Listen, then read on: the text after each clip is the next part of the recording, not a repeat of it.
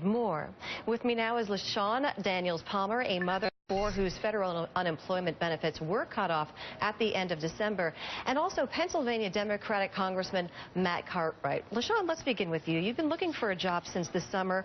You were on our show last month and talked about how concerned you were about losing those federal benefits. Now that that has happened, how are you and your family getting along? We're struggling. It's difficult. But we're just making do with what we have until something passes.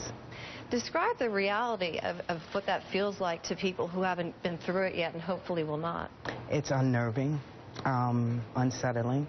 You don't know what's going to happen when the next month comes along. You may be all right for the first month, but what about the second month? And everyone that is in this situation, people that I know are concerned. Congressman, what do you say to people like LaShawn who've been struggling to find a job and struggling to make ends meet? Well, it's the same thing, Melissa, that we've been saying on the floor of the House since mid-December. LaShawn, by the way, I'm coming to you from downtown Philadelphia, and we're rabid Philadelphia Eagles fans, LaShawn, and we love people named LaShawn. Thank you. But December 28, Melissa, was when LaShawn got cut off, and she got cut off with 1.3 million other people. That's up to 1.4 million people now who are being cut off of long-term unemployment. You know, we're coming up on Martin Luther King Day tomorrow, and one of my favorite quotations from Dr. King is when he said, "Our lives begin to end the day we become silent about things that matter." And we have not been silent on the Democratic side of the aisle in the House of Representatives. I was very proud and pleased to be asked by my freshman representatives, Eric Swalwell out of California and Dan Kildee out of Michigan, to join a protest of the fact that Speaker Boehner has not brought up the bill to extend long-term unemployment benefits. It's a shame.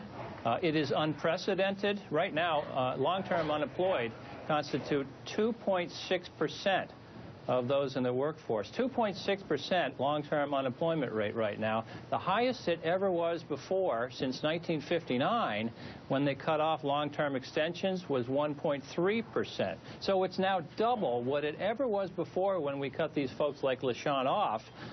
It's the wrong thing to do. It is unprecedented, and that's why we are raising our voices on the Democratic side of the aisle against this.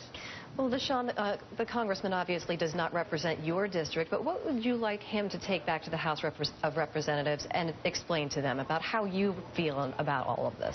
I would like him to take back that there are other individuals like myself that are taking up training, changing careers, looking to relocate in terms of finding work, not within the 5 boroughs, and searching diligently.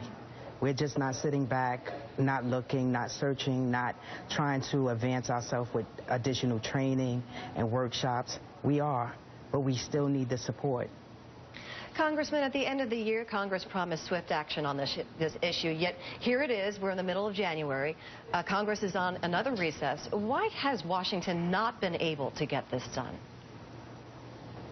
Well, here's the problem, Melissa and LaShawn. What we're up against is a mindset that has people believing that folks like LaShawn are living high off the hog on, what do you get, LaShawn, $350 a week, something like that? Yes. And, yeah, and that's ridiculous. They think that LaShawn is not out there looking for work. She's looking hard every day.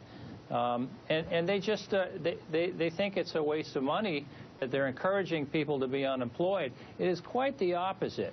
It is sustaining people who, through no fault of their own, are unemployed. Remember, this was a program that was started under George W. Bush, this long-term unemployment relief, because of the financial crisis that started in 2008 under his watch. We are not out of the crisis yet. We are not out of the woods. The economy recovery is still shaky at this point. And remember, not extending this costs another 240,000 jobs in our economy, because all of that money, you know, LaShawn doesn't take that $375 a week and put it in a brokerage account. She spends it to keep body and soul together. This is money that goes right back into the economy, and it's creating other jobs. It's keeping this recovery, which is shaky and unsteady, it's keeping it going. We need to keep doing that, and that's why you will hear my voice as well as those of many others on the House floor saying we've got to bring this up. LaShawn Daniels Palmer and Congressman Matt Cartwright, thank you both, and best of luck in both of your efforts, truly. Okay.